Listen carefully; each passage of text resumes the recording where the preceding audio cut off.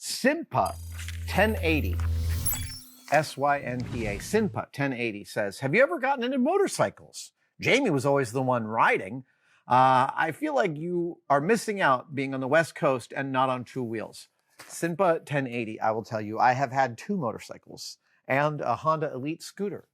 My history of powered two-wheel vehicles starts with the Honda Elite 150, which I had in the early 90s. I loved that vehicle. And then because I felt like it was weird to drive something on two wheels that I could cross my legs on while riding it, that just struck me as peculiar. And it didn't feel, I don't know, I wanted more solidity. So I ended up buying a Honda CB500 from a friend. And I rode that for about 6 months. And then I had an accident on it. It was a small accident. I'm very grateful that it was a small accident. I never told my mom.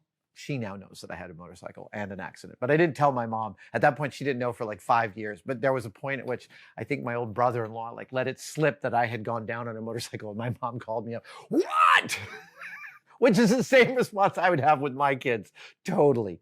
After the CB500, I sold that, and a few years later, in the mid-90s,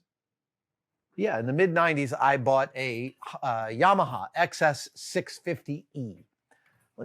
I loved that. I loved that bike. That bike gave me nothing but problems. And those problems were, I replaced the engine and the wiring harness, and I still was not able to get rid of the problems I have with that bike. I ask you, come on. And I love riding motorcycles. I love working on them. I love fixing them. I love modding them, and I love riding them. And in Northern California, it is still a really dangerous thing to do. And my late friend Mark Buck, who was maybe when I knew him, one of the most responsible motorcycle riders I had ever met up till that point, never went anywhere without wearing full leathers, had done some foolish things on motorcycles in his youth, and had been fully converted to a deep safety mindset, still got blindsided and killed in the sunset on his motorcycle commuting up to Marin. And I want to stick around.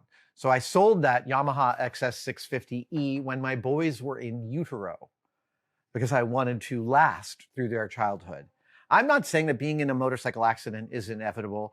I'm just saying that I knew myself, and I knew that I didn't want to add this extra risk to my life. And I always said that once the boys were out of the house, I wanted to get a motorcycle again. But I still live in a city, and I still live in a city full of uniquely terrible drivers, San Francisco. Look, I mean, every city has its particularities about why the driving is bad. In San Francisco, there's just very little attention being paid in so many ways. At one point, I was driving through the city, and I was telling my passenger who had just arrived how bad San Francisco driving really is. And at that moment, our light turned green, and before we were able to enter our intersection, someone reversed through the intersection. They ran a red light backwards through the intersection. And I was like, I rest my case.